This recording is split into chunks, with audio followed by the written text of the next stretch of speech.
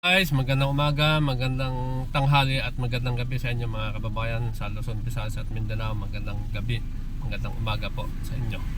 Hanggang sa ibang bansa na ating mga kababayan, magandang araw po sa inyo. Ingat po kayo sa inyong mga hanap buhay mga kababayan. At dito naman tayo mga kababayan, kitang-kita tayo. Medyo matagal-tagal tayo palagi nagbablog kasi busy lang po sa paghahanap buhay. Ito, pag-usapan naman po natin mga kababayan itong statement ng ating Vice Presidente, no? Ewan ko po kung narinig nyo na ito o nabasa nyo sa dyaryo o sa narinig nyo sa social media mga kababayan. Ito po ang kanyang pahayag tungkol sa ating mahal na Pangulo, no, mga kababayan. So pakinggan natin ang kanyang sinasabi kung ano ba talaga ang nais niya mga kababayan, kung ito ba'y pinananiwalaan nyo o mga kababayan. So pakinggan po natin ito mga kababayan. Gusto ko makita ng taong bayan hanggang sa dulo kung gaano ka walang hiya si BBM. Hindi nais, agawin o pangunahan ni Vice President Sara Duterte ang anumang kilos protesta para patalsikin si Pangulong Ferdinand Marcos Jr. Iginiit ni VP Sara na may sinumpaan siyang mandato na ipagtanggol ang saligang batas, kaya't hindi siya gagamit ng iligal na paraan para lamang makuha ang kapangyarihan. Mas nanaisin pa niya nitong manatili sa tungkulin ng Pangulo at makita ng publiko ang kanyang tunay na pagkatao. So ulitin natin mga kababayan. Gusto ko makita ng taong bayan hanggang sa dulo kung gaano ka walang hiya si BBM. So ayun mga kababayan, narinig nyo ang kanyang statement, no? Na hanggang dulo. So ganun ang kanyang galit, no? Hindi po ito hindi galit po 'yan. Ang kanyang pinagsasabi, mga kababayan. Hindi niya daw agawin. Hindi daw niya agawin ang pagka-presidente ni PBBM mga kababayan.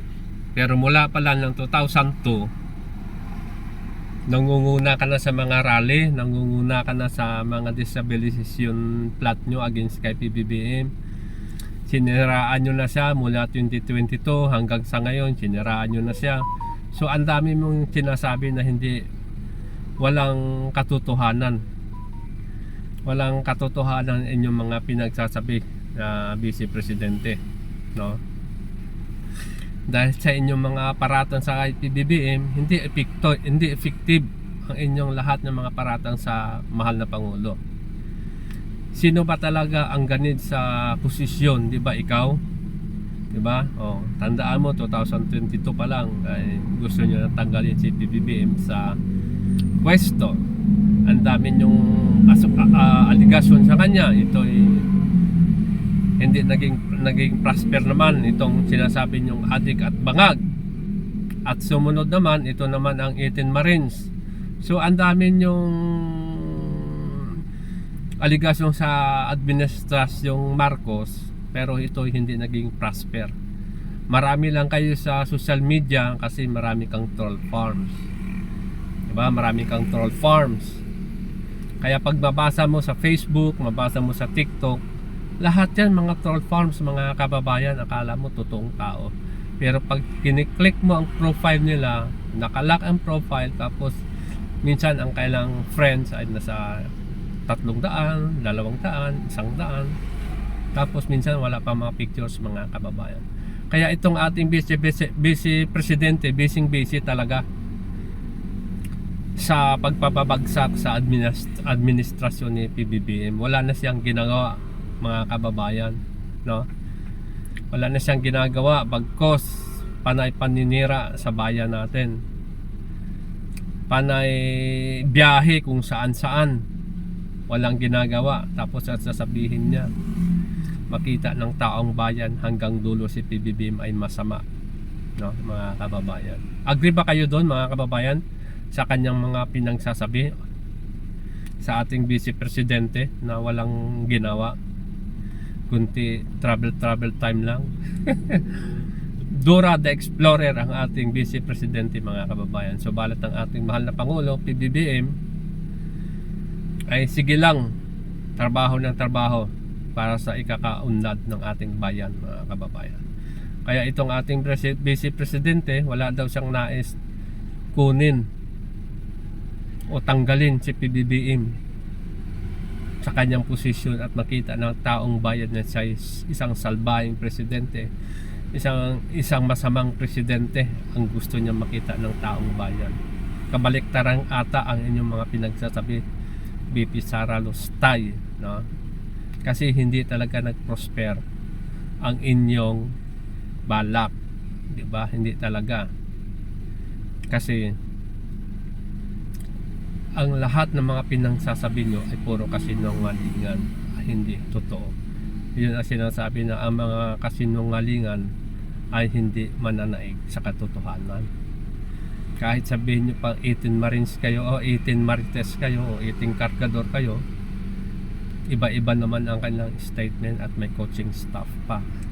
May director pa. Kaya wag mong linlangin ang taong bayan, BP Sara. Wag mong linlangin ang taong bayan na salbahe si PBBM,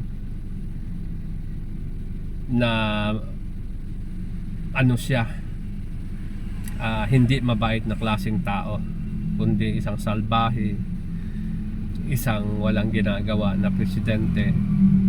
So yun ang kanyang statement, mga kababayan, no? Nakita natin kung gaano siya ka inggit, tapos galit dahil nakulong ang kanilang ama doon sa dahig, mga kababayan, dahil din sa kanilang mga kabalastugan, sa kanilang mga ginagawa sa bayan natin. So yun, mga kababayan, no? Kita natin kung ano ang kanyang behavior, ano ang kanyang karakter, na sana ang ating taong bayan ay magising na sa katotohanan, no? Mga kababayan, magising na kayo sa katotohanan ng ating Vice Presidente